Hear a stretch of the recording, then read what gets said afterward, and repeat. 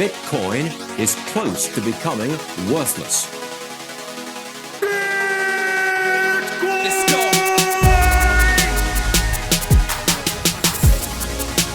Now what's the Bitcoin? Bitcoin's like rat poison. Yeah. Oh. The greatest scam in history. Let's get it. Bitcoin will go to fucking zero. Yeah.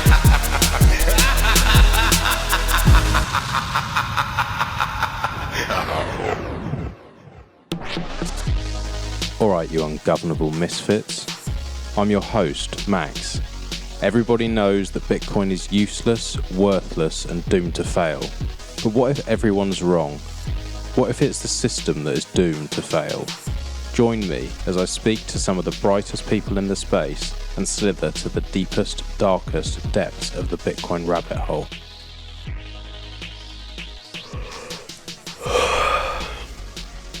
That was a yawn. Very tired, but we had a good show. This was from about 10 days ago. I'm a bit behind on the editing. I had Expatriotic join me. I don't think he's been on any other shows, but he's putting out some good content and I thought it'd be cool to chat to someone new. We did cover quite a lot of shitcoinery and some of the crazy stuff that goes on in that sort of DeFi world, which is pretty interesting for me because it's been a while since I've looked through that sort of special needs window. So it was good to chat about that. We also covered Bitcoin, privacy, and do you know what I really appreciated about Expatriotic is he was completely honest about the way he thought about things in the past, and that's cool. It's cool when people can own up to making mistakes and move on from them and not bullshit and huff their own farts like so many people in the space. So yeah, I really appreciated that, and I appreciate he's putting some cool content out. So it was a good discussion. I hope you enjoyed listening, and I want to say thank you to everyone who's been reaching out to me, streaming sats, sending sats to my paynim, and just generally supporting the show by sharing with friends and family and everything else that people are doing. It's pretty crazy how this show has grown, and I'm struggling to keep up with it a little bit at the moment, but thank you to everyone who's been helping, including John and Mr. Crown and everyone else who's been involved in helping the website and growing things. A big thank you also goes out to the team at Foundation. It's pretty amazing to see what these guys have done. I reached out to Zach a couple of years ago now when the Founders Edition landed in my hands, and as soon as I unboxed it and started playing with the thing, I knew I had to work with these guys. So I reached out and said, come on Zach, sponsor the show. They weren't at the time sponsoring any other shows, and I'm very grateful that they took the chance with me. They're fully open source. They make the most beautiful hardware that is piss easy to use. Literally any fuckwit can use this cypherpunk tool, including me. We went through all the updates on their recent release with Bitcoin Q&A and Antimus in the last episode, the Bitcoin Monthly. So if you've missed that, go back and have a listen. And if you haven't checked out one of these passports, go to foundationdevices.com. You can use my shill code BITBYBIT and that'll get you $10 off, and it will also let them know that I'm shilling hard. If you do have any questions about the device, you can reach out to me and I'll be open and honest. You can also reach out if you want a helping hand. You can pay, I think it's $100, and Bitcoin Q&A will hold your hand through the process. But to be honest, you really won't need it. You can even reach out to me, I'll help you. That's how easy it is. Go to foundationdevices.com and check them out. And finally, before we dive in, a thank you to Fast Bitcoins, who sponsor this show despite me shitting on them from a great height every fucking episode. I tell you not to go to KYC exchanges, I tell you to buy peer-to-peer, and I know that not all of you will listen. So, a huge thank you to Fast Bitcoins for putting up with my bullshit and supporting the show despite it. This shows me that they actually care about Bitcoin and they actually care about getting the truth out there. For those of you who are going to go to a KYC exchange, you need to make damn sure it's a good one. When you buy your lovely tasty sats from this exchange, you will give over not only your money, but all of your identity, your address, and all your personal details. If you're going to do this, you need to make absolutely sure that you pick a team that is competent. Fast Bitcoins has an incredible team and they will do everything that they possibly can to try and keep you safe and your data safe. I still obviously advise that you get your sats off exchange immediately, and this is what Fast Bitcoins will push you in every way they can to do. They do not want to hold your sats, they do not want to have that risk, and they want people to Bitcoin properly. If you have any questions about the trade-offs or you want any more information, you can reach out to me, but check them out at fastbitcoins.com. Thanks for listening and enjoy the show.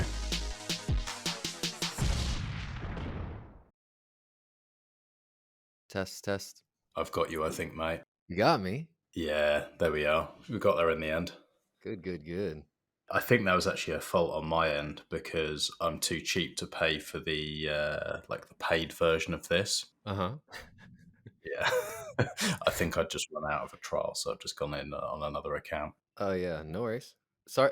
Anyway, obligatorily, I need to apologize.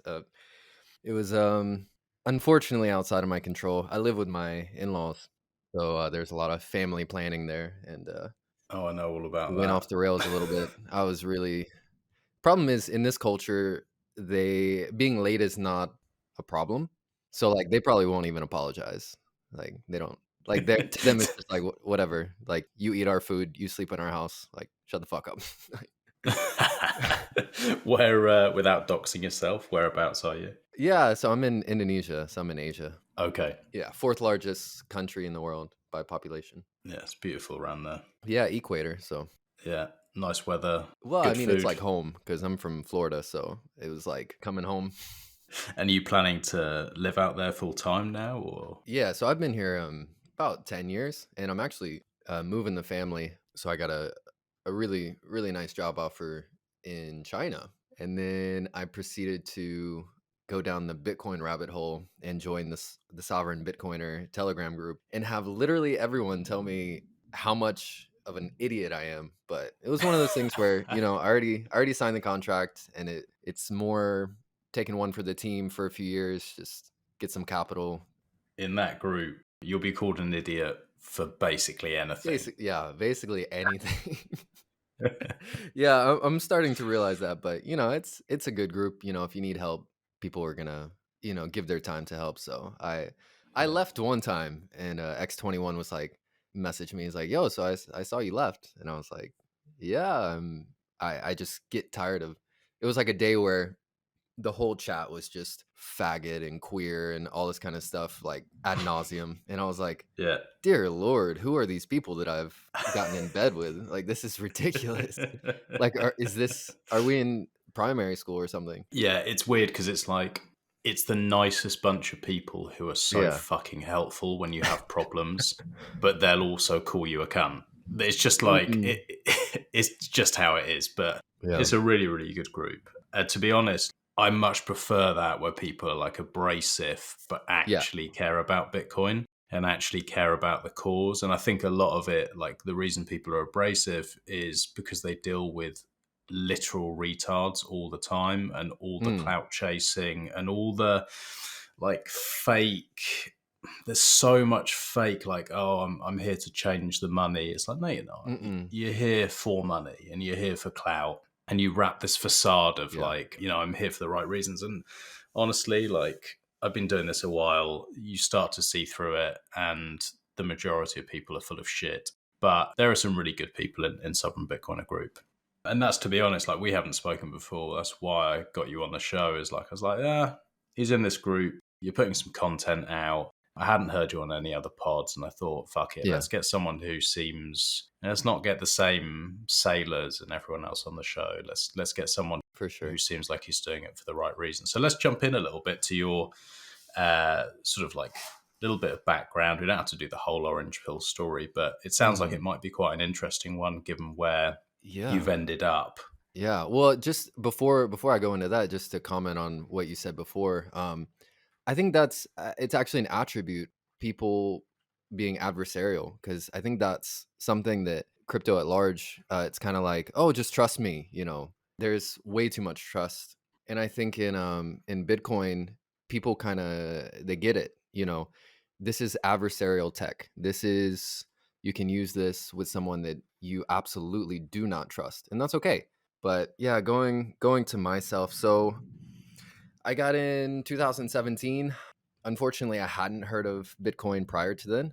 Just didn't come across my radar. I was already in Indonesia by that time, but yeah, 2017, and just opened up a Coinbase, started buying. Oh god, I thought I was a genius. Like, I bought some Litecoin that went up to like $250. I was like, I put on trades. Like, I was trying to, yeah, I was just I was just trying to make money. I paid off all my credit card debt with that, and I just, I caught the fever, and I read Saifedean's book, the Bitcoin Standard. So it was weird because I was a Bitcoin maximalist at heart. Like, his book really resonated with me, and I was like, oh, there's something to it. But on paper, I didn't understand anything, and I wanted to make Bitcoin, but I didn't want to hold Bitcoin because I was always I was always refreshing, what's pumping the most. Oh, I should be in that. And then, oh no, now it's going down. I need to get out of that.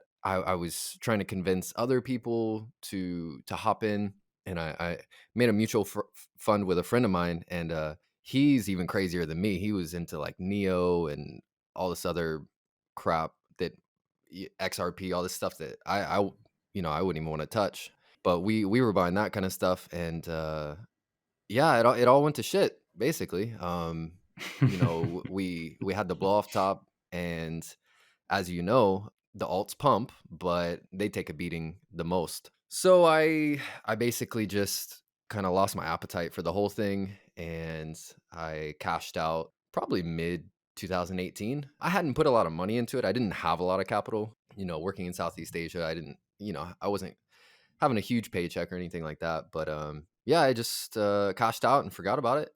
And then let's see. So then I got back in. A friend of mine was telling me about NFTs and stuff, and we were having a beer, and he was just like, look, this was like 2020 or something like that. I think this was after it had pumped pretty high, and he was just like, look, man, we're still early. And we were chatting for, it was like a 3-hour session with all the guys, and he just sold me on it. He's like, yeah, we're still early.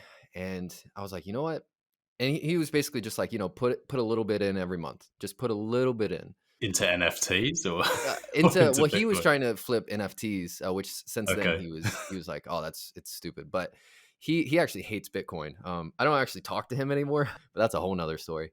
But basically, he thinks Bitcoin rules the market, but he just thinks it's retarded. But he got me Okay. back in, and then from there, I just started devouring everything I could. I was a YouTube maximalist at that time, so everything on YouTube is crypto. So like Coin Bureau and all that kind of stuff, and trying to find the gems, in the rough. And I got put onto like DeFi, and then I found a community there, and God. it was attractive because in the TradFi, like TradFi, DeFi, all these silly labels. But the thing that I liked about it was, okay, so I can be somewhat anonymous and get all this yield, which I think yield is ridiculous now, because the aftermath of it was essentially I lost a lot of money because Mhm. the chain that I was on, I didn't even think, if something's being used for gas, it's not an asset or a commodity you want to hold. It's just there to pay the bills. Mhm. If you use gas for your stuff, or for your stove or your oven, you're not going to go hodl gas. It's an insane thing to say, okay, this smart contract chain, I'm going to hold that gas, and that's going to appreciate in value. Why?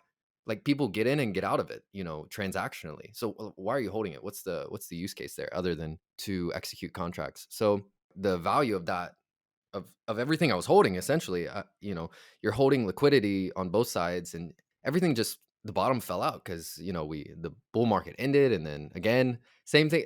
I got bit twice basically, and then after that, to bring it to Bitcoin, I found, somehow I was just looking at podcasts. I'd been on YouTube for so long, and then I went ahead and searched for podcasts. I was like, okay, let's listen to some stuff instead of watching. And I found Rabbit Hole Recap. I didn't know what it was, but just the way they talked about the whole space was completely foreign to me. I'm like, what are these guys talking about?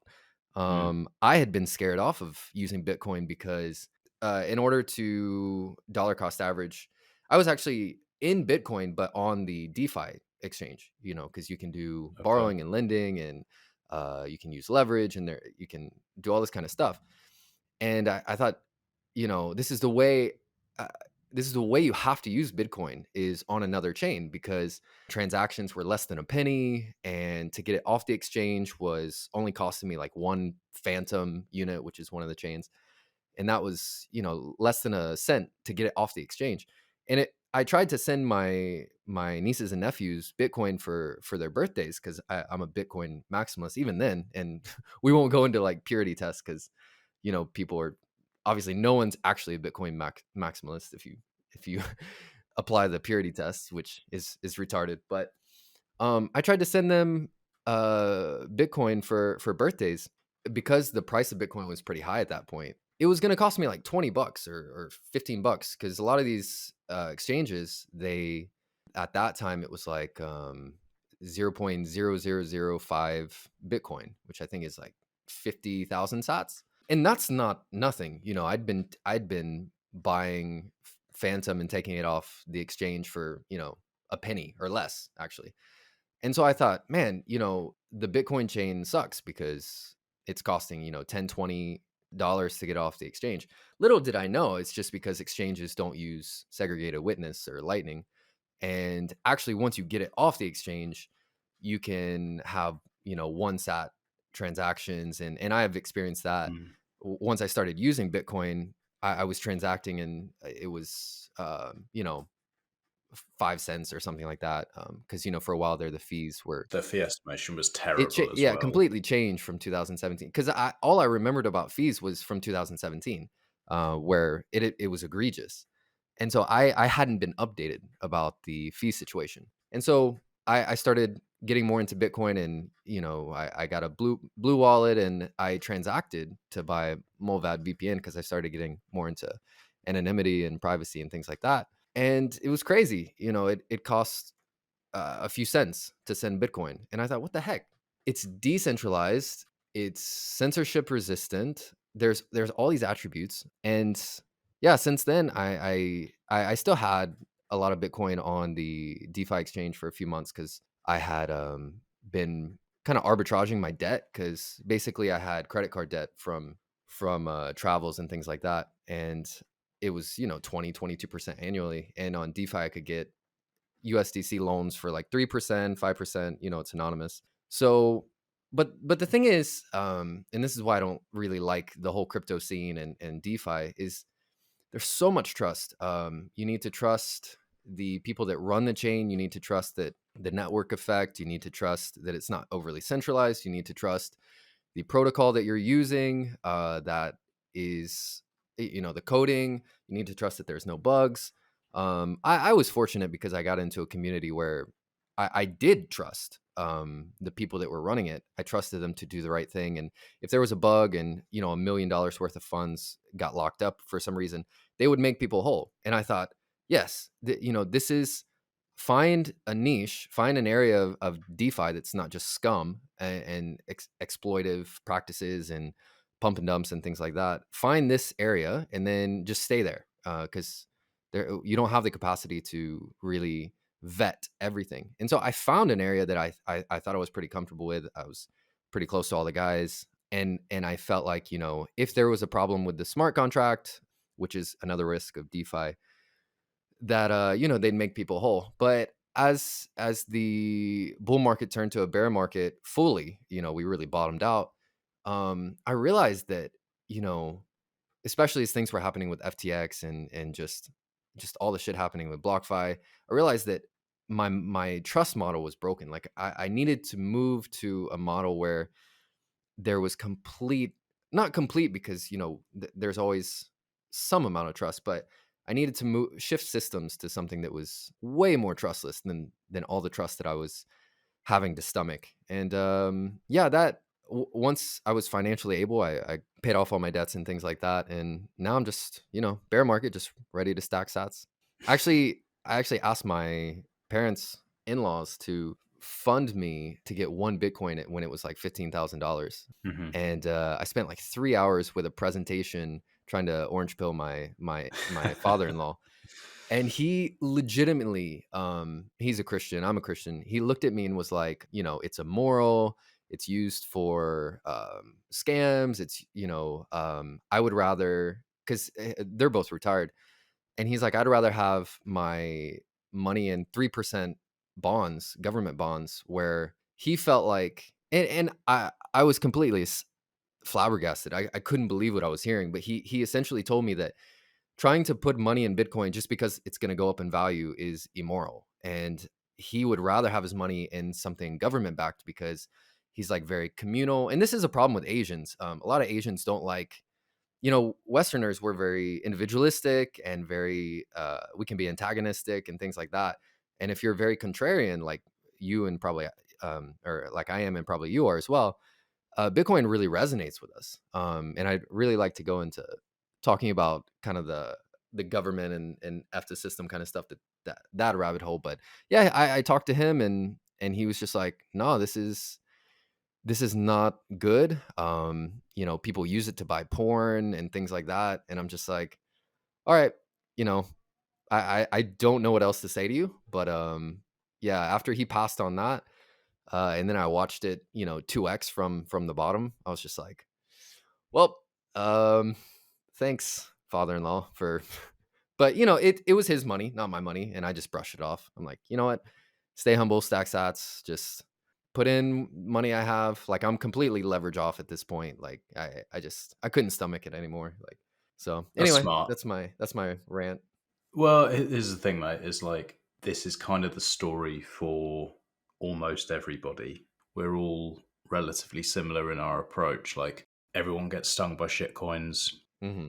The only ones who avoid it are ones who literally have a friend abusing them and almost punching them in the face every time they're going to think about it or come up with some reason why it's better. And like I've managed to get a couple of friends to become maximalists in the sense of what they invest in and that they don't fuck around and try and invest in all these other scammy bullshit. But it's really hard. Like you have to spend so much time with people. Everyone else falls for it for some amount of time. And it's not that people are retards. Like I've got friends even now who are like very smart, very, very smart. Yeah. And they still fuck around with DeFi and all this kind of stuff. And, I think that's dumb for me. Like I'm not interested in it, but they're really passionate about it.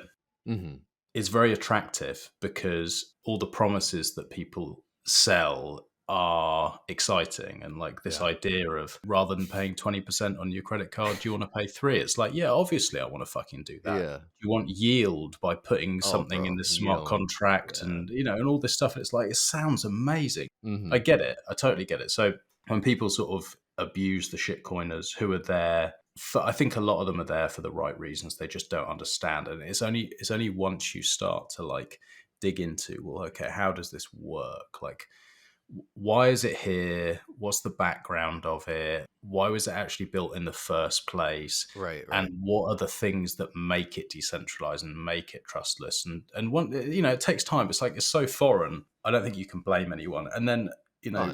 we then also all, when we find out and work out, oh, fuck, like this is what Bitcoin is. Oh my God. And you start to understand quite how dramatic the change will be, then you want to shill it to everyone. And then we all go through this as well. Like you said with your father-in-law, it's like, oh, I did it. Like you've run around to everyone in the world, like trying to explain and why it's so amazing. And you try and get people to invest and you do all this stuff. And it's like, people's reaction is almost always the same. And again, you can't blame them because it's like they've been taught their entire life that the money that they have is sacred and the government is great and all this stuff. They've been taught and basically brainwashed into thinking this.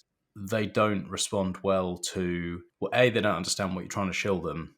Yeah. B, they don't respond well to things like, if they say, oh, well, it's immoral to have Bitcoin because it's going to go up, I'll keep it in government bonds. You're like, oh, okay. Do you not think it's immoral to have money where it's literally funding terrorism and for people dropping bombs on children and all the other disgusting shit that the dollar and the pound and all the other fiat currencies are responsible for? And it's like, they will find that a personal attack, because by saying that, when you're saying this is what your money is doing and you're involved in this system, you're basically saying you're murdering the children. And the truth is, effectively, yes, they are. And that's like really painful for people to hear and understand. So I feel your pain. It's really frustrating.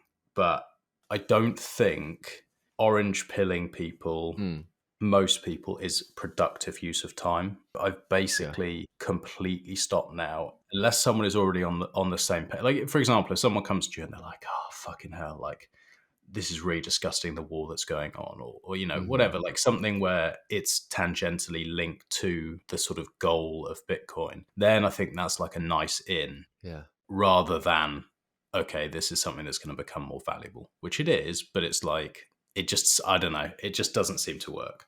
Well, that's why I started writing the material, because, it was just unhealthy. I mean, every social gathering I would go to, I'd be there 5 minutes and I'd be, 5 minutes into a rant. My wife would just shake her head, because I'd grab someone's ear and I would basically lecture them for an hour, and Yeah. it would be a lecture because they genuinely had no idea. They were kind of a captive audience. I had something to say for all, whatever they said. And they genuinely, there was just so much they didn't know that I would just talk their ear off. And it was really uncomfortable for me because, like, that they don't give a shit.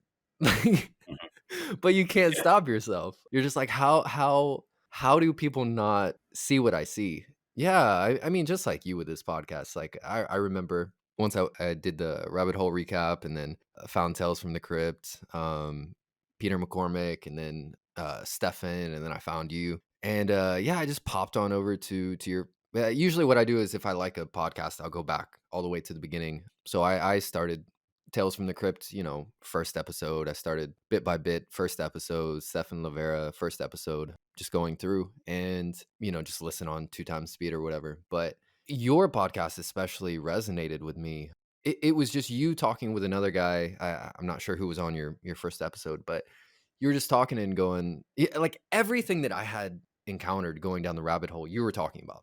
You were saying, and I was like, holy crap, like, this guy gets it. And then you were saying, I can't socially talk about this to people, so I need to have a podcast. And I just went, like, he's right. And so that's, now that I've written some content, and I was writing every day, now I'm trying to write once a week, but it has helped, when I go out on social, like, I can just kind of sit there calm. And if I do talk to someone for a few minutes, I can just say, hey, I've got a blog, you should check it out, or something like that. Like, it's a lot more chill versus what it was before, where I would literally rant and rave and get very emotional. Like, I remember one time I was trying to work out at the gym, and I was literally sat in a corner sitting Indian style, talking. I had my AirPods in to listen to podcasts, but a friend of mine was calling me back because I'd called him on the road, and sat there 30 minutes of my workout time that I couldn't really work out. And I was just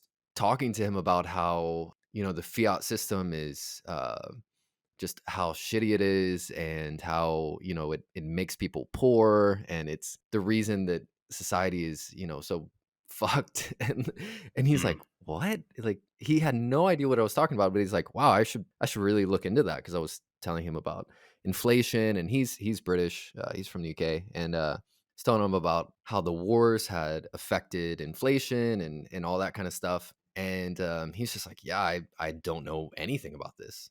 But to go back to the crypto thing, like, that community, all the people there, super nice. They all pay their taxes, which I think is retarded. But they're like they love it. They're like, you should use this software or that software. And I'm just like, how do you account for all this? But that's beside the point. But something I wanted to mention before we moved on was a lot of the guys, and I think I was in this position in 2017.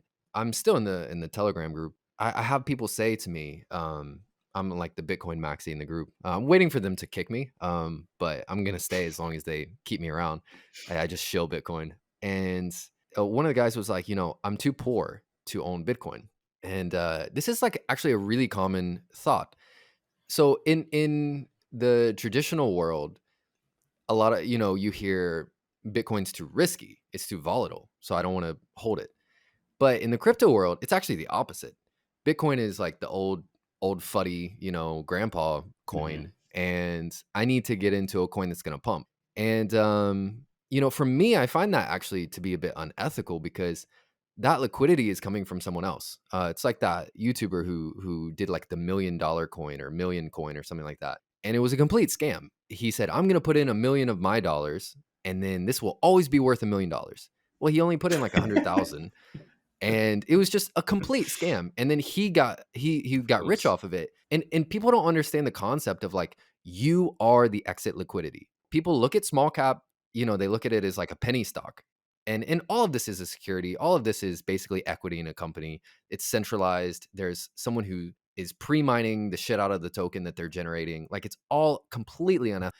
But people are so greedy and short-sighted that basically all they look at is delta, just the change in value. If I buy in and it's worth 5 cents and later it's worth 20 cents, I made money. That's completely ludicrous. You're talking about a coin that has 400 million units. 80% of those units or tokens, the developer is keeping. The market value is completely inflated because just like the ruble in Russia, they're actually locking up a lot of the tokens. This is what XRP does. They lock it up so that the moving liquidity is very small. It's a small pocket. So it's very artificial. That's what they did with the ruble. So people are looking at the nominal price and saying, oh, it's really high. Well, no, it's completely inflated. And regardless, you're pumping their backs.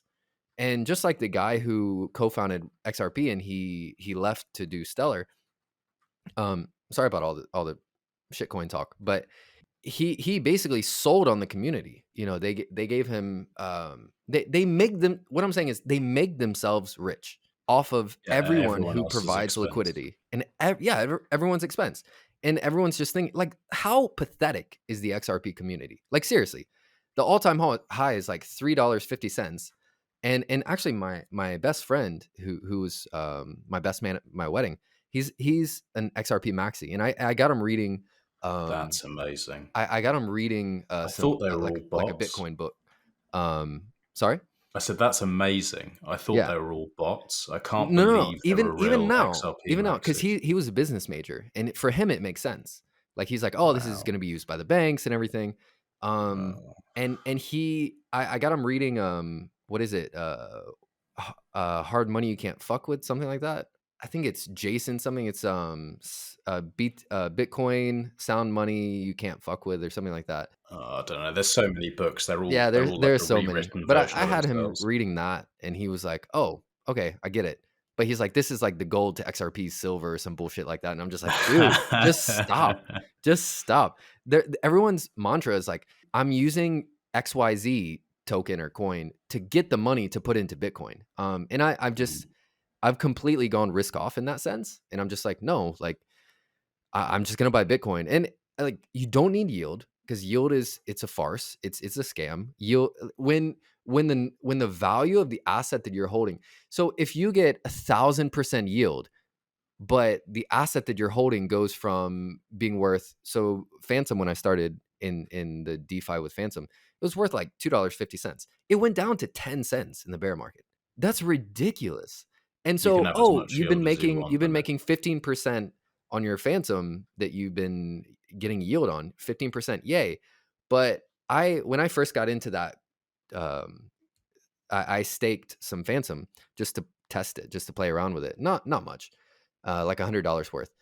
And right now it's worth like $40. And I've been making yield, quote unquote. I staked it, so they give you some of the emissions. I've been making yield on it for, I don't know, like a year, but it's worth a fourth of what it was worth when I put it in.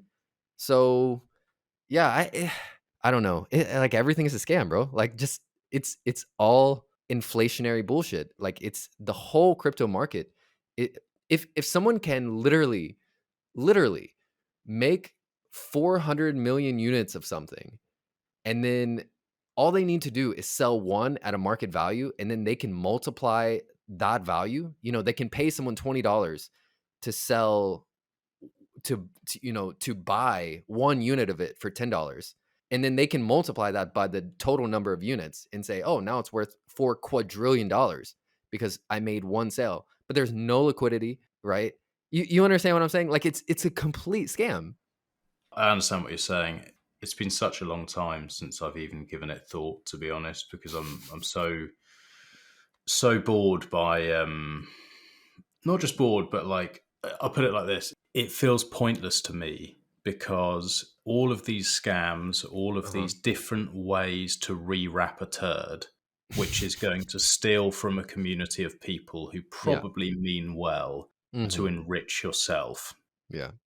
I could go out onto the street and take a machete and go and take someone's Rolex and make 20 grand this morning because there's a load of cunts who walk around with them on their wrist, right? I could go and do that. And that's a 1,000,000% that I've made today. No money I've put down. I've gone and I've made 20 grand this morning. Yeah. Well, I can do that. It's fucking horrible. It's really immoral. I'm not going to go and do it for that reason, right? Yeah, of course. I could also go and do the same and start a shitcoin or invest in a shitcoin and shill it to a community of people who listen to me. I can go and do that. It's immoral. They're both immoral and they're both pointless because they don't do anything other than enrich me and fuck other people over. And the reason that Bitcoin's here and the reason I'm interested in Bitcoin, I am also interested in the fact I think it's going to be more valuable, obviously. But the reason that I think it's so interesting is like it can make real change. And so it's like, yeah, okay, these like you're saying, your friend who's got his business degree or whatever, and he's like, oh, XRP is going to work with the banks and all this stuff. And it's like, okay, right. A, it's not. They're not going to work with you. But B, even if they did, even if all the banks were like, yeah, we're going to use XRP and somehow it worked and somehow it became more valuable, all you've done is just continue the same system, just with a different token. Yeah. And everything stays the same. At best, everything stays the same. And the poor keep getting fucked. We keep dropping bombs. Yeah, you just enriched a different person. Exactly. And so for that reason, you know, I'm not like a Bitcoin maximalist because I'm like care about these other things or want to attack these other things. I'm just not fucking interested. Just like I'm not interested with someone going and robbing a watch. It's just like, you do you, mate. Like it's just fucking pointless. So how'd you get into the privacy and anonymity and not I don't know how to say that. How'd you get into that? Anonymity. I just had enough of listening to all the finance stuff. Yeah.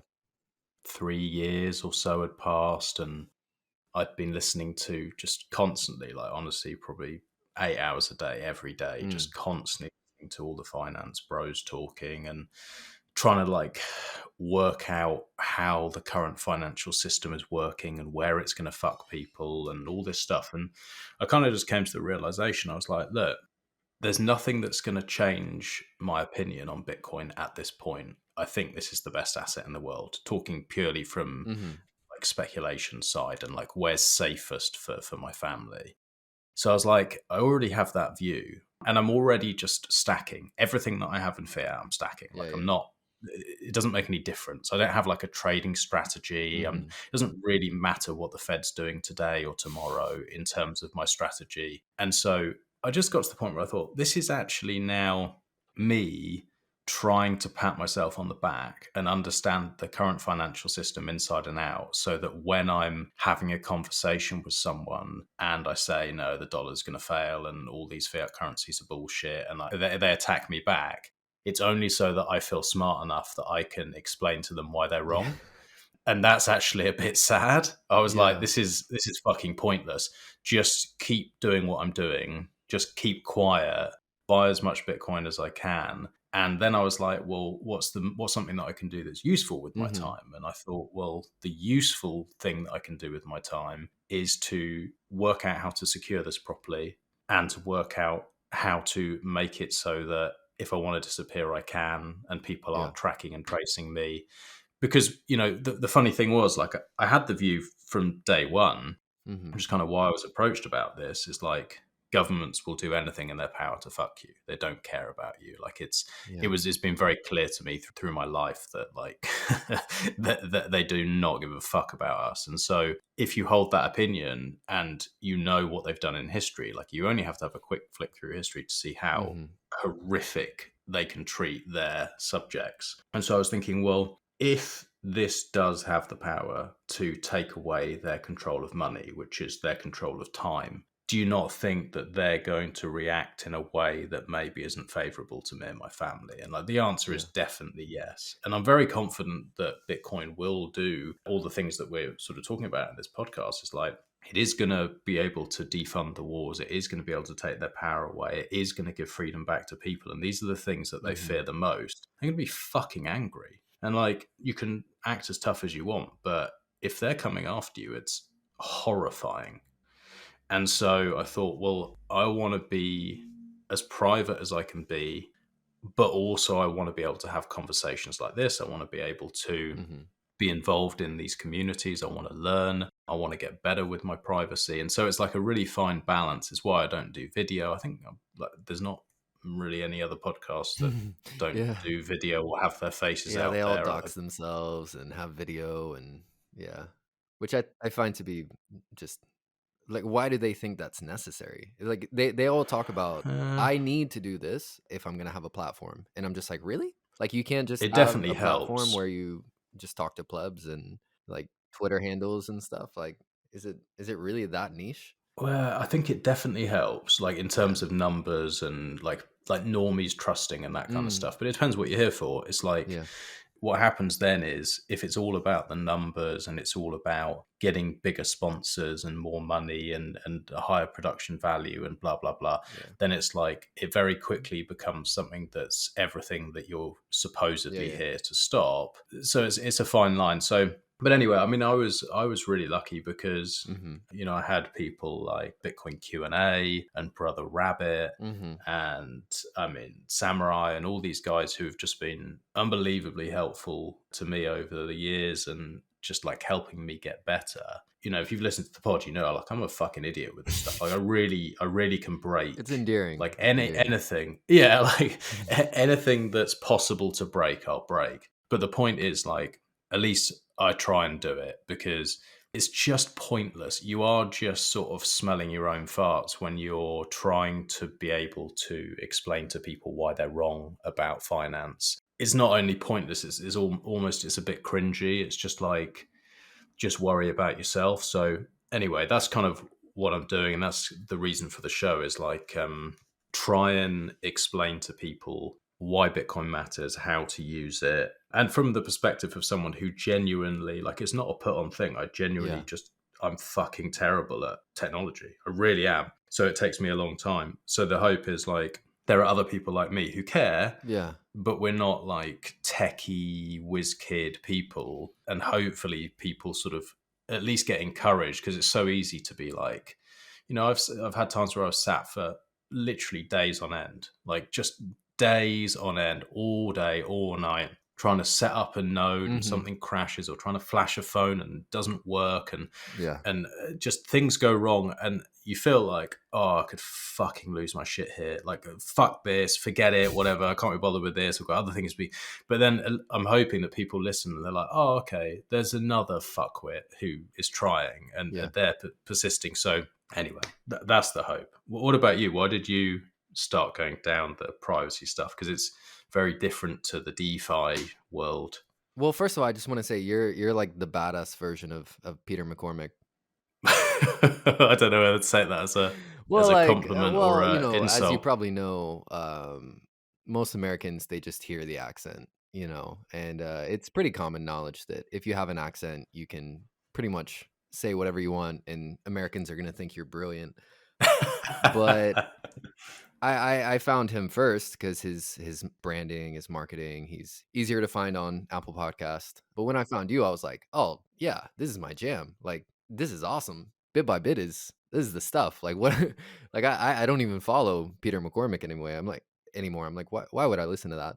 I appreciate that. So for me, I want to know where how you your icon, like the pleb minor, like when did that start happening? Because I'm still in the past. I'm in like 2020 listening to you, but we can get back to that later. So uh like Marty Bent says, Bitcoin changes you, and I don't know if that's original to him, but Bitcoin changed me. I had always been a soft maxi. I don't like I just made that up, but I sounds really phallic, but Soft max. yeah, meaning that like Bitcoin was the thing that I wanted to accumulate, but I didn't necessarily use Bitcoin to get more Bitcoin, and I didn't think in Bitcoin because I didn't even know what sats were. But anyway, so for me, once I started transacting and using on-chain Bitcoin,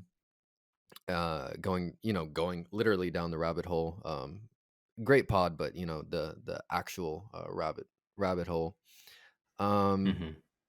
It really is like what's that mythical creature with with all the heads? The one that Hercules like chops off the heads in the cartoon. Medusa? Is it Medusa? Oh no, It's like that's a the dog, lady right? with the Is like or something like that. And yeah, anyway, every time he would cut a head. I don't know if you've seen the classic Hercules Oh, the movie. Hydra? Is it Hydra, the yeah, yeah, Hydra? yeah, yeah, yeah, yeah. Yeah. Hydra, yeah. So it's like a Hydra.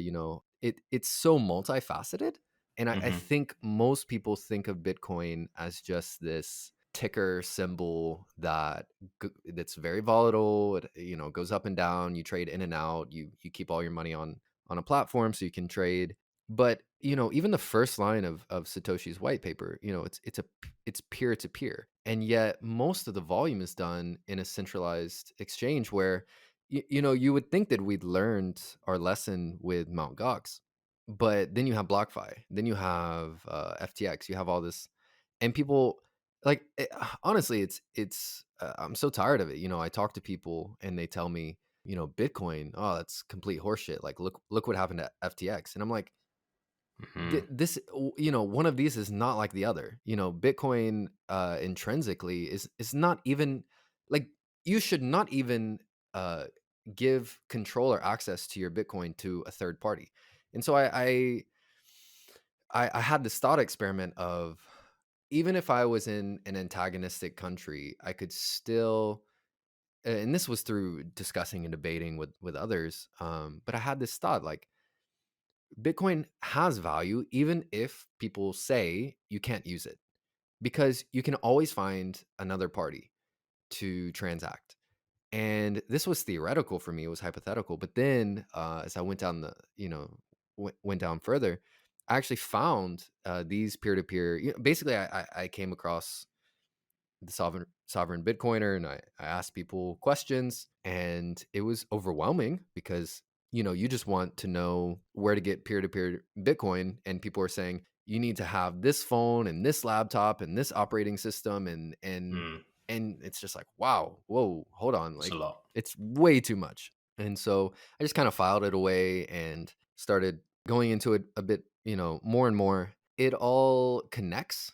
So once you think about, okay, well, I want to acquire Bitcoin peer to peer because that makes the most sense. And I also want to be able to Mhm. sell it peer to peer because that makes the most sense. Then you need to think about, okay, well, what is this Tor thing? What about my VPN? Well, my internet provider knows where I go. If I use a VPN, they know where I go. If I use my credit card, Mhm. it's just like this.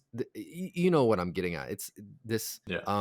It's extremely Yeah, complicated. it starts to you start to realize that if anyone, like a three-lettered agency, or just anyone really, like, your life is so transparent.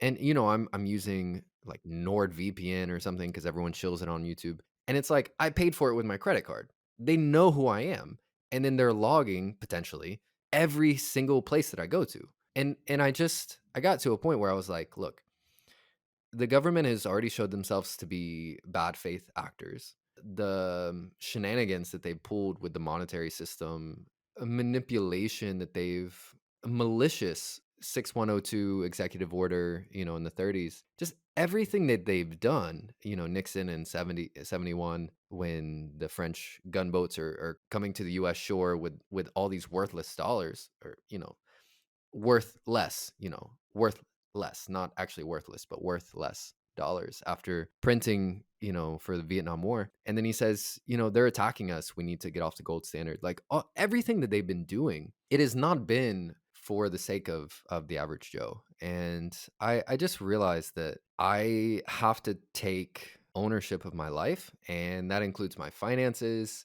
And I need to stop being the lowest common denominator and stop, using convenience as an excuse. My dad, he passed away, and I remember being on the road with him, and he was using Google Maps in a browser on his phone. And I was like, why don't you just download the app?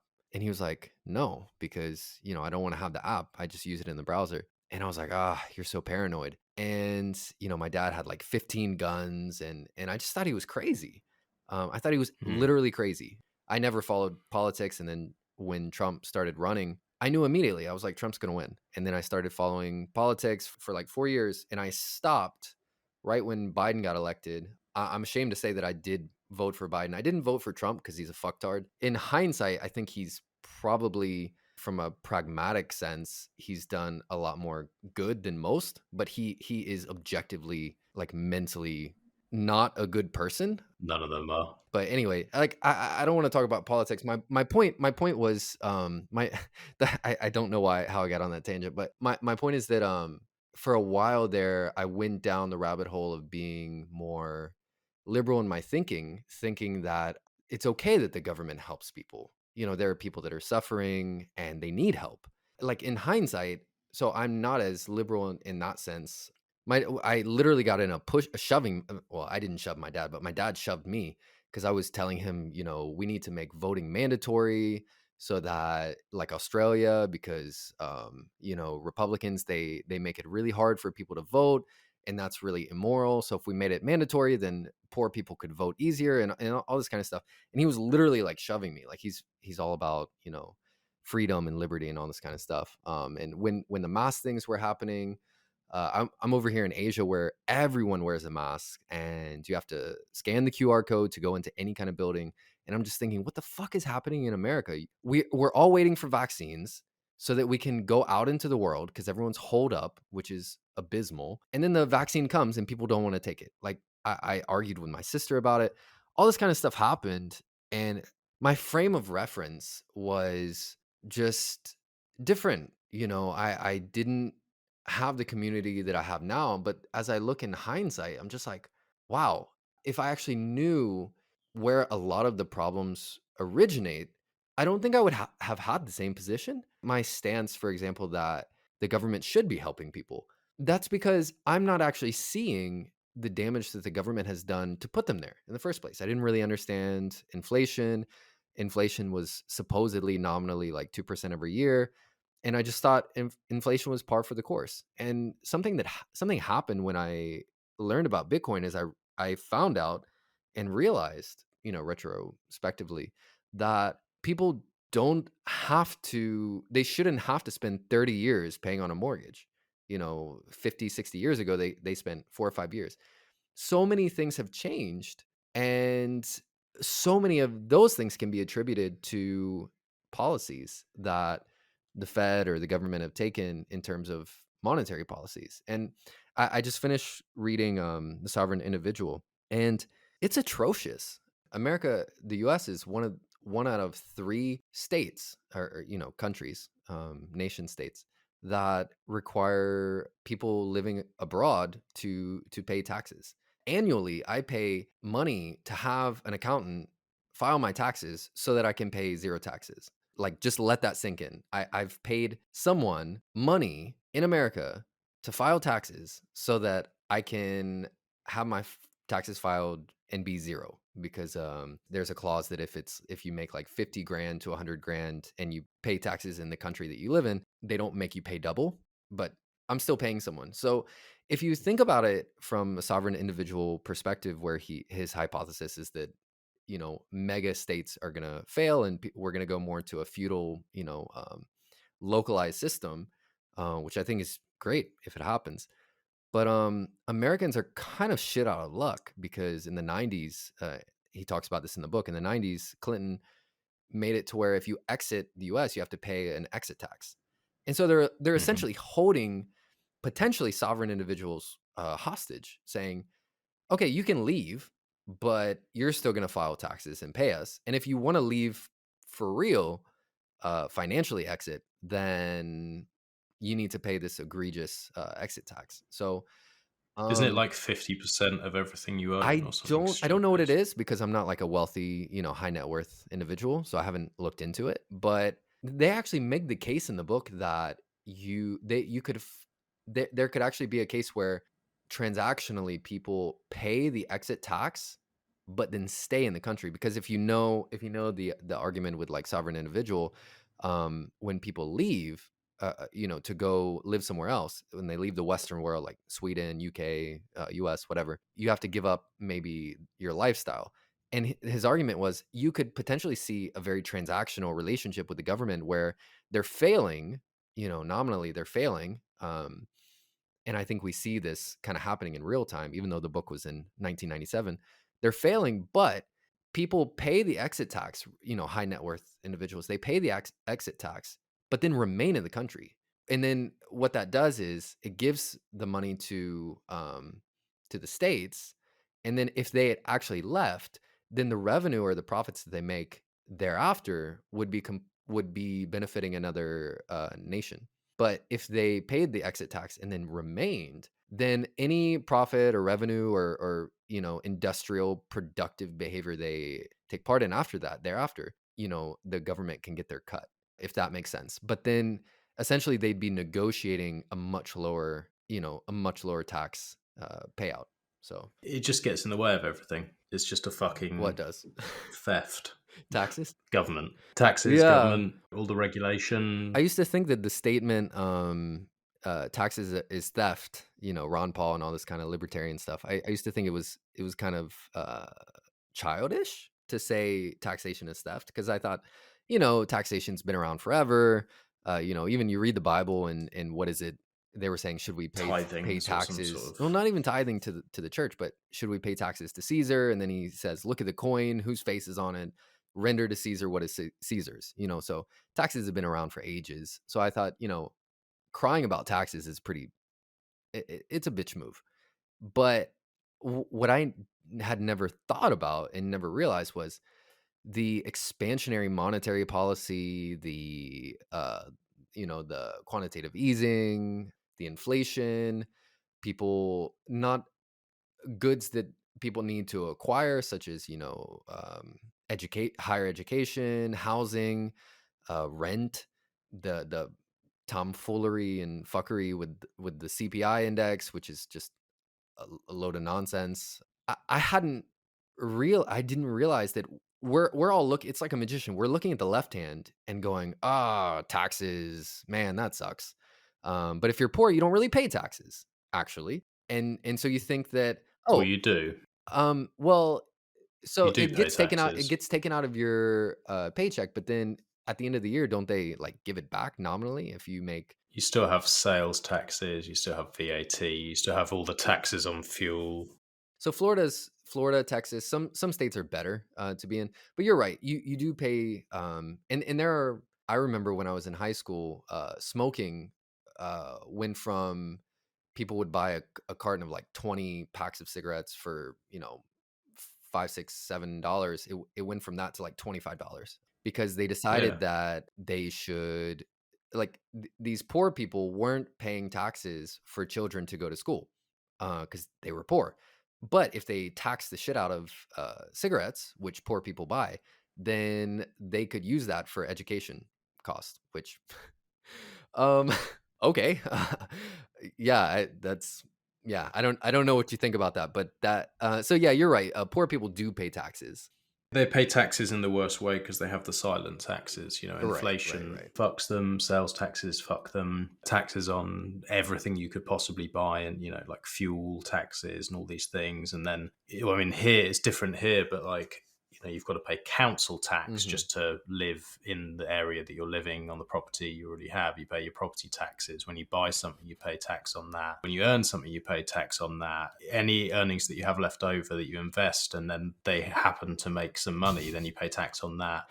If you want to start a business, you pay a load of taxes up front on business, and then you have to jump through all these different hoops, just millions and millions of hoops of bullshit and bureaucracy, which effectively is a tax on your time. This is one of the reasons that like I was so excited about Bitcoin, because I used to run businesses. I used to run dental practices. I used to run Botox clinics. I used to run fucking annoying businesses to run because you had all this interference at every step of the way. It just got to the point where I was like, I actually fucking despise this.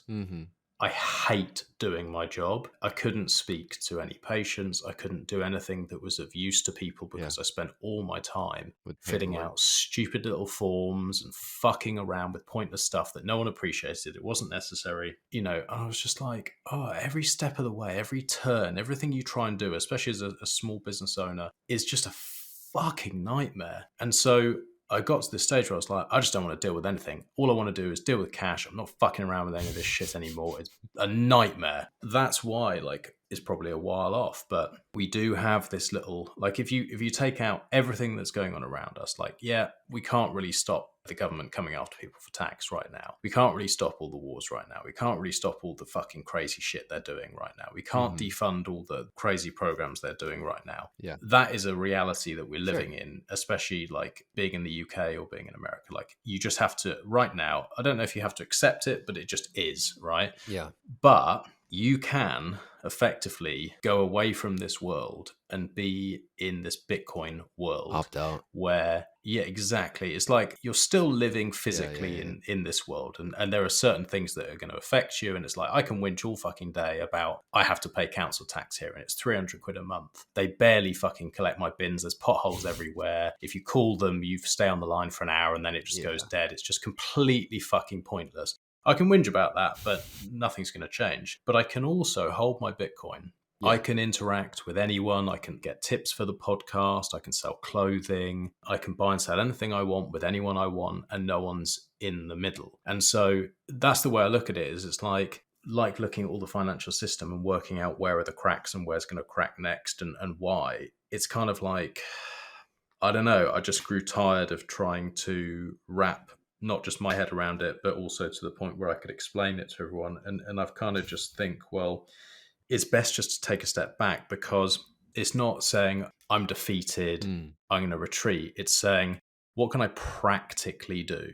And what I can practically do is take as much of my time and effort away from the fiat system, store as little as I possibly can in that system, feed it as little as I can, give it as little information and time and energy as I possibly can to starve it as much as I possibly can. Outside of that, there's not really anything you can do. And what happens is you become, which I used to be, an angry prick, and an annoying, like you're saying, like you go to a party and like everyone's having a good time and you're like, the world's going to end and they're fucking killing people and and everyone's like, oh God. They just kind of roll their eyes. They're like, what the hell? So one thing, you know how Pierre Richard he ratioed, what was the New York Times? Yeah, it was very funny. Yeah, I actually didn't watch the video, and then I saw like PC Gamer Mag or some shit like that. They were doing a rebuttal, and they completely missed the point. They didn't realize it was a joke. They don't realize that gamers use electricity too. They don't get the proposition that he's trying to make, which is electricity does not equal energy. It's not one for one. And I find the whole thing to be a bit absurd. And I'm sure you've seen the same thing in Twitter. You have people making the observation that Elon Musk makes electric vehicles to replace gas-powered vehicles. Everyone applauses. Bitcoiners use electricity to secure the network, and we're killing babies. We're both using electricity, right? So here's my thing. I have a little bit of sympathy for the point they're trying to make. So they're trying to make this point. They're trying to say, from an absolute sense, right, since Bitcoin is shit and it's worthless and meaningless and fiat is fine and we don't need Bitcoin because they're privileged, and if you live in the US, which has the petrodollar and everything, you think dollars are fine. So if you have that viewpoint, using the energy of a small country, you know, the energy of Chile or whatever, to securitize nothing, right? Like if you think about Peter Schiff, you know, Bitcoin is nothing. So that seems a bit wasteful, right? But basically what's happening here is they don't understand the value proposition, right? Bitcoin is better than gold. It's better than the dollar. It's has the capacity to absorb the value of the equity markets, the real estate market, the bond market, pension funds. You know, central banks could put it on their balance sheet to replace gold. I mean, it has all these things going for it that people just don't, they just see it as this asset that people trade on Coinbase. And so, of course, they think we shouldn't be using any energy to secure it, but they don't get it. You can see why they don't get it. Yeah. I guess it comes down to that, like the fundamentals of it. There shouldn't be an energy police to tell someone who pays for their energy what they can or can't use it for. Yeah. That's like, if you boil it down, it's like, that's what it comes to. It's, you know, if you purchase something, should you be able to use it freely as you wish? Well, the answer is obviously yes to anyone who cares about freedom or like logic, but that's not what they're there for. And I think people fall into that trap. As soon as you get into that argument, as soon as you even allow that argument to happen, you've kind of already lost. You're never going to appease them. They're never going to say, oh, I understand your point. Right. No, it is useful for people. It is maybe not useful for me right now, or I don't think it is, but I can understand why you might find. They're never going to do that. That's why what Pierre did was so funny. It was just like, it was making fun of how stupid they were. Yeah, he's putting a CO2 counter at the exhaust fan Hilarious. of a miner. That, I mean, like, that's just comedic brilliance. And he's deadpan, and I didn't even know it was him at first because I listened to podcasts, and it took a few seconds to register his voice and be like, oh shit, that's Pierre Rochard. And so obviously whatever's going to happen next is going to be nuanced and highbrow and comedic. And so I got it, because at first I literally took it seriously. It wasn't until I understood who was presenting that I was like, oh, this is a fucking joke. Like, he's taking the piss. And that just made it great. It's fucking hilarious. But yeah, it's, you know, I think, should we be free to speculate on what we want to speculate on? Should we be free to speak and have opinions of our own? If we buy something, should we be able to use it as we want?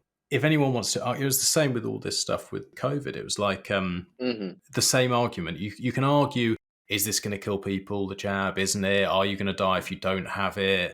Is it the right thing for society? Blah, blah, blah, blah. You go on and on and on and round in circles until you're fucking blue in the face. But at the end of the day, it's, should I be free to put into my body what I want? And should I be free to say no? And obviously the answer's yes. And anyone who doesn't agree with that and wants to say, oh, it's for society, and it's like, no, then you don't care about freedom. And it's that basic. So sometimes it kind of does more harm than good, like entering into those conversations with people. It kind of fuels the fire, and it just doesn't get you anywhere. And I think that the truth is, like, most people maybe actually don't care about freedom. It seems that way. Like, you know, if you look at the last few years, the average person that you spoke to, not Bitcoiners, like average people, they don't really care. They just want, I think easy is like the thing. It's like, what's easy? What's easy? And they'll do that. Yeah. Yeah. I mean, just going to the vaccines, like I was on the other side of it, right? I told you, you know, I was all like, okay, you know, Black lives do matter and all this kind of stuff. And because, you know, it makes sense to me. Like, I wasn't thinking adversarially. So Black lives do matter, white lives matter, all kinds of lives matter. So of course I was like, it's like, this yeah, phrase, obviously. like, yeah, like it's like, why do you even need to say it? Of course it makes sense. But I didn't know about I didn't know anything about the organization itself. Like I didn't follow news and things like that. And with the vaccine, I just wasn't thinking adversarially. Like I legitimately was thinking, you know, okay, the UK is developing it, the US is developing it. They are going to be acting in humanity's best interest. So we have this, Yeah.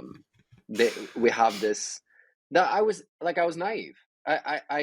You know, the world was in turmoil. You know, I was blessed because I like being at home and just watching YouTube. Like I'm not one of those people that I need to go out, and I like having my alone time, and so it was actually kind of brilliant for me. And I legitimately thought, you know, okay, people cannot go outside. That's bad for some people, you know, if they're hourly workers. Luckily, I wasn't an hourly worker. I was still getting paid. I could still teach from home. And I just thought, like, you know, these companies, these massive companies who potentially second, third order effect killed my dad. Like, he basically, my dad was obese, and then he had diabetes, and then he didn't take his medicine, insulin, because in the States, it's, you know, their profit margin is like, you know, they're taking 98% profit, and the cost to produce is like 2%. And why? Because they can. And they lobby the government, and they've lobbied the government such that their hands are tied. They've lobbied the government to the point where they've said, you are not allowed to make any rules about the medical system at all, and just sign on the dotted line. And the government passed those kind of laws. And so these organizations, these companies that are completely profit motivated, and if you're an anarcho-capitalist, like, maybe you're sitting there listening thinking, who cares? Like, what's wrong with them wanting to make money? Okay, fine. But I was coming at it from the perspective of, like, you know, the world is in the midst of a pandemic. They are, you know, giving lip service to putting aside their checkbook to help create a vaccine and then get that vaccine to people so that we can go back to normal. And I bought into Of course, that. I and thought everyone did. that is quite, they're being very, you know, they're like, that's laudable. Like, that's great. Yeah, I mean, I was lucky because the vaccine I got was a traditional vaccine, Sinovac from China, because I'm in Asia. And it was a vaccine based on, it wasn't an mRNA vaccine. So I kind of, you know, got to bypass that whole shabacle, you know, all that tomfoolery. It was a fucking nightmare. I understand, you know, like you're saying, it's just not something that was on your radar. You're kind of thinking, well, people are going to do the best, and I get that, and most people were like that, and like, I've got no hatred for anyone who was on that side, because it's like, well, most people are like, it's fine, but, you know, for those of us who were literally from day one, like, they are going to be harming people. This is fucking disgusting. They're trying to take away your freedoms. And like, for me, it was like watching a car crash in slow motion. Yeah. And I was trying to tell everyone in my family and my friendship group, maybe a bus. And they thought you were an idiot. They were arguing with you. They were saying you're paranoid. You're an idiot. And worse. They were really horrific. Yeah. I mean, luckily, like, my missus is really fucking cool, and she was on the same page. She was just like, yeah, I mean, this is crazy. But everyone else. Yeah. And it was really painful because, you know, for that whole time, even though my family and friends don't like agree with me on this, I wanted to protect them. I didn't want to see them suffer. And even though they were sort of calling for, oh yeah, well, if you don't have the jab, then you shouldn't be allowed medical access, and you shouldn't be allowed to travel, and you shouldn't be allowed a job, and all this like proper disgusting shit that was coming out of their mouths. My mom and sister didn't get vaccinated, and I thought they were ridiculous. Mind you, I was in Asia where I had to do it. If I wanted to go into any building, I had to flash a QR code from my phone and check in, check out. I mean, we had to do that here. It's a different world, man. And I'm being sponsored not by my wife, but by my company. So if I wasn't able to work, like, you know, I have to go back to the States. I haven't lived in the States for like 10 years. I mean, it's not my home. I don't, you know, this is my home. I have, like, all my assets are in my wife's name. I have 2 kids now.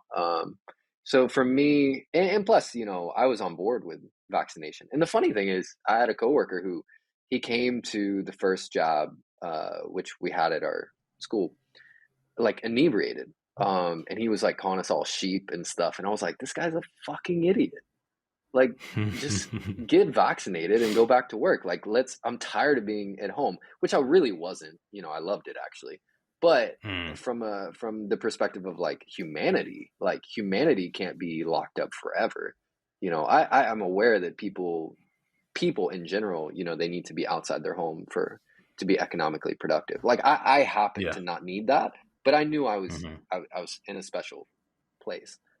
But yeah. And we just now January 27th, or I forget, like a month or so ago, March 27th, I think. I can't remember, but didn't have to wear masks at work at the school I teach at. So Wow. But then the crazy thing is, so I come back, I'm like stoked. I come back and I don't wear a mask. I'm like, oh, finally. Because I kind of flip-flopped when I went down the rabbit hole and, you know, got into this community. I was like, oh, wow. Okay, you know, I started to see the light. And then I'm stoked about it. And I come to work, I don't have a mask on. Wouldn't you know, 75-80% of people still are wearing masks. Students, teachers, and I'm like, what the hell? But I mean, that's Asia. I mean, people were wearing masks since what was it, H1N1, you know, bird flu and everything. So I still sit here all the time. I still see people driving around by themselves wearing masks. No, that is my nemesis. Driving the car with a mask on. It's utterly brain dead. I had the problem here, which was I didn't want to back down with any of it. And we were supposed to flash this little card and wear your little mask when you go anywhere. And I was I'm not doing that shit. No. So I was in arguments all the fucking time. And I actually hate conflict. It might not sound like it, but I actually really don't like to be confrontational or to have arguments. But you felt like it was important to stand your ground on this. Absolutely, I thought it was. And also, it annoyed me that people just couldn't see something that was so illogical. You think that this fucking little stupid mask, this little paper, pointless, ill-fitting mask is going to stop this virus that you think is so fucking deadly. The one you've been wearing for the last 3 months and haven't changed. Yeah. Yeah, and it's like provable. It's like trust the science. You're like, okay, if you actually care about science, go and look at any study. Go and just fucking read, and you'll understand that this is complete fucking lunacy. It makes no sense. It is pointless. How many of these masks are thrown all over the floor? The place was littered with these stupid one-use masks. The point for me was like, stop being dumb. It was just like, it was so frustrating. It was like, stop being dumb. I had to change the trash in my car like every week because I was wearing a mask for 2 weeks straight, and my coworker, he teaches the subject I teach, but he also teaches biology. He was like, you should change it every day. And I was like, I mean, technically he's right. You know, when you go to surgery, you don't put that mask on a metal hook and then grab it again for the next surgery. You change it out, right? So then I started I had these cheap single-use black masks, and I just started changing them out every day. And I mean, I had to empty my trash like every week. Like, it just fills up, and that it's not environmentally friendly. It's utterly pointless. But anyway, we're sort of off track on that. I mean, it's just, it's easy to get annoyed, and it's very easy to get annoyed if you're seeing things in slow motion. And unfortunately, a lot of Bitcoiners deal with this, with the finance stuff, with all the crazy medical stuff, with freedoms being taken, and we just see things in slow motion. I think like what you need to avoid, and getting back to the original sort of like thread of like the privacy and like freedom aspect, is like, it's more useful for more people to spend their time on improving themselves, improving their security setup, improving their understanding of things, improving their health, because that's the only productive thing that you can do. And it's the only thing that you're going to thank yourself for down the line if Bitcoiners are being hunted down and freedoms are being taken to a greater extent. It's like, being fit and healthy actually is pretty useful now, because I'm going to need it, and it is going to be useful that I can keep this stuff secure, and it is useful that I'm more private. And it makes you physically weaker and mentally not as sharp if you spend all your time focusing on hatred and focusing on like the fear of them taking your freedoms away. Like, what I've done now is I've just gone, They are going to try and take my freedoms away. They are going to debase my money. They are going to come up with every stupid argument against Bitcoin. Anything that's just fucking retarded, they're going to do it. So just accept that. And now, like, just try and improve yourself, because otherwise you're going to become miserable and tired and sick, and just it's not healthy for anyone. Well, Max, think about the place that I'm in, right? So I'm learning about Bitcoin and privacy, and then I'm leaving Indonesia to go to the States for 2 months, and then I'll be in China. And as I've done more research, I mean, from what I know, if you're in the UK and you use Tor, your service provider knows you're accessing Tor. They just don't know what you're looking at or what you're doing. Yeah. And so in China, it's not like that. You have to use a bridge. And I'm not very, like, I'm mediocre in terms of technologically savvy. Like, I have an Android that I flashed Lineage, and that was like, oh my goodness, I'm in the same boat with you. Maybe not to the same extent, but I get you. I want to run my own dojo and all this kind of stuff. But I'm about to be essentially unemployed over the summer in transition. And so I don't have a lot of capital, number one. Number two, I'm moving from one country to another. And number three, I have no idea the ramifications of, like, for example, if you use Samurai, you use Tor, right? I might not do that. Hear me out. So I have Mulvad VPN, right? And so if I use Samurai and I deactivate Tor, it'll still be obfuscated because of the VPN. But if I use Tor in China, not only is there the DDoS attacks, but there's also the fact that if you try to use Tor, they know that you're using Tor, and it's, you can't do that. So in order to get around that, you have to use Tor bridges or VPN first. And, it's crazy because so many people are just like LARPing and they're running Tor and all this kind of stuff in the States. And the States is an abysmal place who they're not acting in good faith, but they don't throw your ass in jail for using Tor, which actually Biden, they're having the new that new law where if you use like TikTok with a VPN, you go to jail for like 20 years or some bullshit like that. US is becoming more like China, I guess. But my problem is when I'm in China, how visible is my network activity, right? So I'll be using Mulvad. Great. Probably won't be able to use Tor. I've talked to the guys at the Tor project over email, and they're like, yeah, we can hook you up with the Tor bridge and everything. But as you know, using Tor can come with unreliability and network problems. And even people that aren't in China who aren't using bridges are coming up against problems of connectivity issues with denial of service attacks. So basically the point that I'm at right now is I've just taken all my wallets, Stack Wallet and Blue Wallet and Samurai. They're all on paper. I've got to get from Indonesia to the US, then from the US to China. So I've got them on paper, trying to figure out the way to do that best. I'm not going to put it on metal because that's too obvious. And I've got all these wallets in Sentinel, and I don't have any private keys or signing abilities available to myself. If I need to move money or sign something, I would have to put the keys in Sparrow or something like that. And you see what I'm saying? Like, it's like you have to think about this a lot differently if you're going to, like, for example, I'm thinking, how am I going to, because I want to dollar cost average into Bitcoin every month, because I think that that's the way. Bitcoin's like a battery, right? I want to store my energy that I'm expending, not in fiat, which might fail, especially the dollar and all these banks failing and everything. I want to store it in Bitcoin, but it's literally illegal to do that. And so I'm trying to figure out how I can pay someone money while I'm in China and receive Bitcoin. And so all my wallets are watch only wallets, because then I can receive. I don't need to send.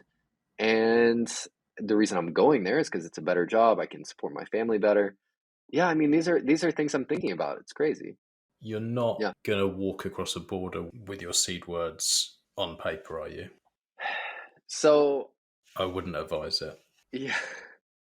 Yeah. Maybe there is a smarter way. Yeah. So do you have any advice? I mean, because there's so many options. Like you can have a book that you're reading and then like circle words on different pages and stuff like that. Because I have a password manager, but I also have Hmm. stuff that I don't want to touch the internet that's in a notebook. Hmm. And I was planning on holding it, but yeah, uh, yeah, I'm aware of it. I'm trusting that they're idiots, and but maybe that's not the best bet. Well, it's something Q&A was saying to me the other day, actually. Not about crossing borders. Well, there's a few options. One is border wallets.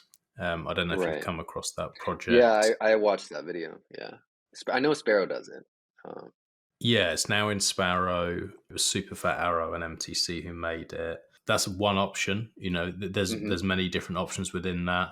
But the thing that Q&A was saying to me, which I think probably is a lot more simple, is Passport has this feature, Foundation Passport, but I'm sure there are other ways to do it as well, which is just save an encrypted backup onto your micro SD. And you can make as many as you want. You could go, right, okay, save this to the micro SD, encrypt it, you have a password on it. You can Mhm. keep that password in a password manager or somewhere that's Right. separate to your Yeah. micro SD. And then you put the micro SD in a camera or some random shit Oh, that you're nice. traveling with, Yeah. like in a GoPro or whatever. And then if they check it, even if they find it, then they'll be like, okay, there's random shit on here, or it's encrypted, and then they'd like, well, do they have a password for it? No, because you don't have it on you. You have it somewhere separate. So in that case, even if they did find what it is that Yeah, yeah, yeah. you're traveling with, they can't access it. Just because I'd worry that, look, 99% of the time you're going to be fine. You're going to travel through. They're not going to check that, even if they see these words, they're going to be like, I don't know what the fuck that is. But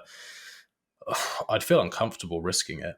Well, I've been going back and forth on getting a passport this summer, and I'm just thinking of, okay, so I buy one and then I bring it to China, and then I'm just going through the mental gymnastics of like they won't know that's a hardware wallet, right? You know what I mean? Like it Hmm. looks like a phone, like an outdated phone.